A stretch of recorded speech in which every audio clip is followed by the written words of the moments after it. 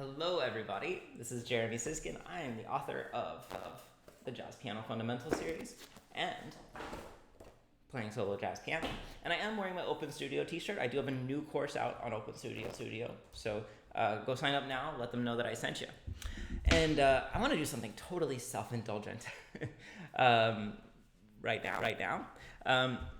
Which is, some of you who maybe have read some of my books or have followed this channel know that I'm really interested in thinking about solo piano playing as four voices, right? This is like your traditional chorale style playing. And some of you might know that I even have this exercise where I try to play a ballad with just my thumbs and pinkies. I'll do a quick demonstration before we go to the meat of the video. So watch, it'll just be thumbs and pinkies. I'm playing the Nearness of You today. So.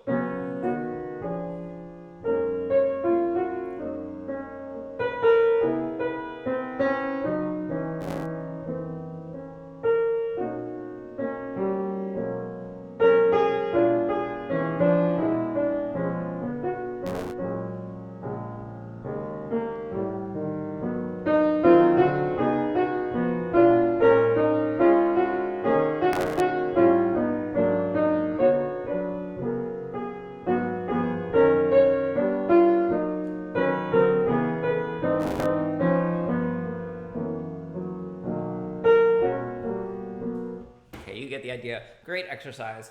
If you can do that and then you add the rest of your fingers, you're in really good shape. So today I want to do a variation of that, kind of, which is that I want to practice putting the melody in each of the four different voices: the soprano, the alto, the tenor, and the bass. And I'm going to show you how, give you some tips, and then of course I want you to try. So we'll do it with this tune, the Nearness of You. And of course, putting the melody in the soprano, the top voice, is what we're used to doing. So as I'm doing this, I'm no longer playing with just my thumbs and pinkies.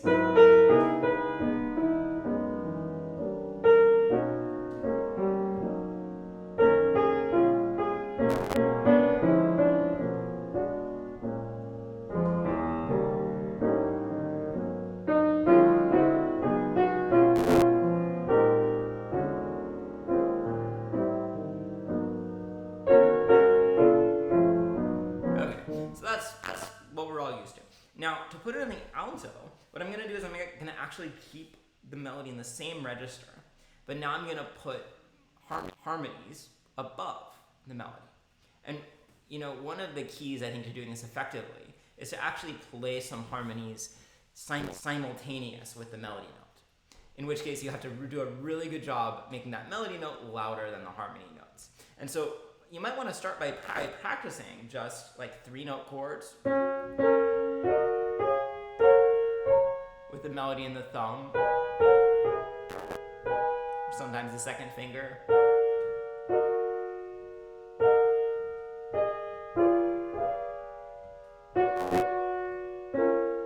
And see if you can make that melody come through really beautifully.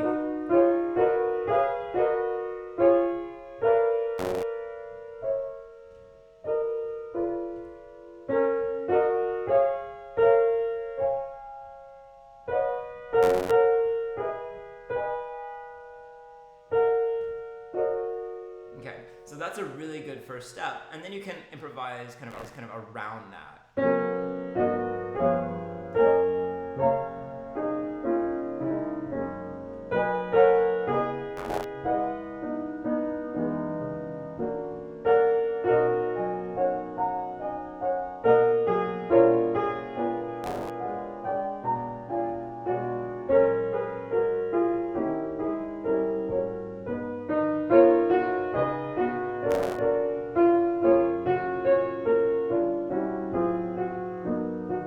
Listen one more time.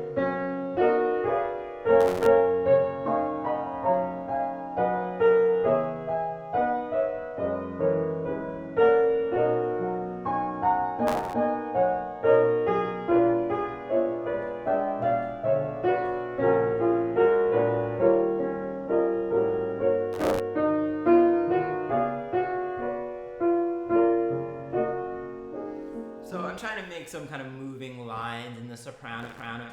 And notice that in this case, I'm not thinking about each voice as just one note. the voice can have multiple notes to create thicker chords. We're playing a jazz ballad after all. We want nice, big, thick chords. All right, next is the tenor, which is really probably the one that I most frequently use in performances. And the tenor is going to be an octave down, and mostly play with the left hand, although I often use my right hand thumb to help out when there's an especially high tenor note. Because we do, in the left hand, we always have to be reaching for the bass. So if the tenor starts really getting high, and we have a low bass note, that can present some problems.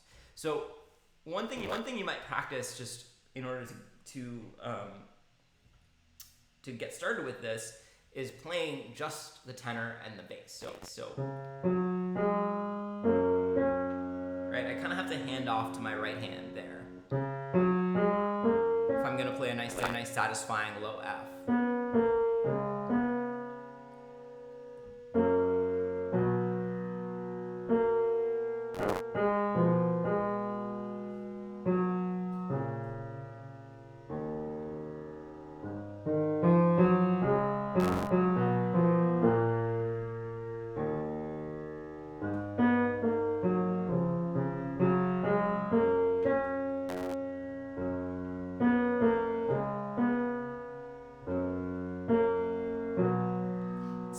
Harder than it looks to just do those two things. Okay, so then you want to fill in lots of color with the right hand.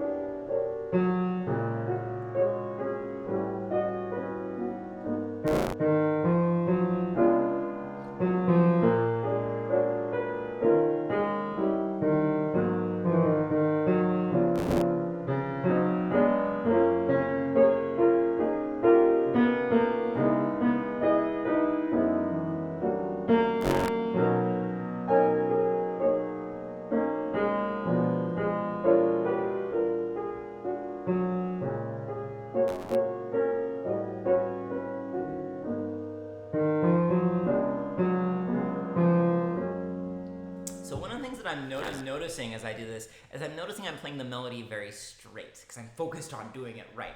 And I think I'm going to try it one more time, and I'm going to try to play the melody with more interesting phrasing, like I would actually play it.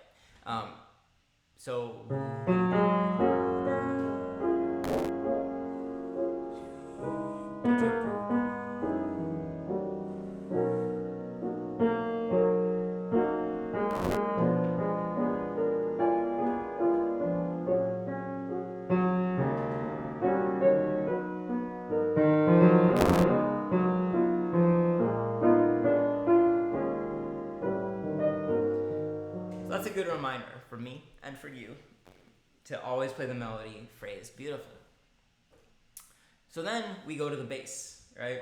So the bass, we're going to go down another octave, and now the melody is going to be the lowest note. Now, one of the things that's interesting is that the chords sometimes change while the melody is holding. And so I think it's okay to add another bass note, because we do really want to hear the chords change.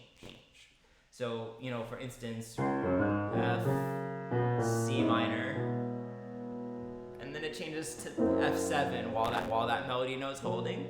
So I think there I would probably change. I'd add a bass note.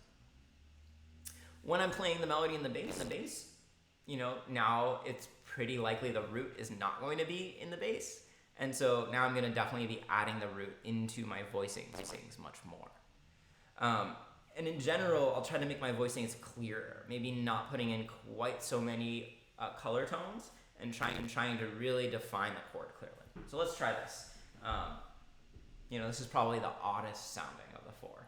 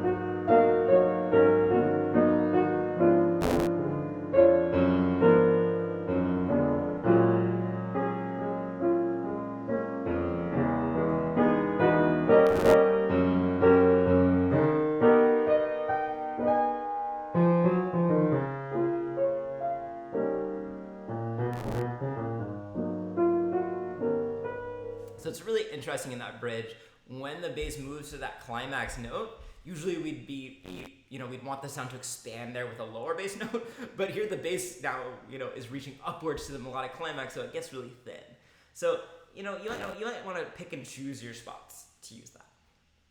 All right, so as our grand finale here, I want to play this song with a BA form. The first A, the melody will be in the soprano. The second A, it will be in the alto. Bridge, it will be in the tenor. And then the last A, it'll be in the bass. Let's see if we can do this. Here we go.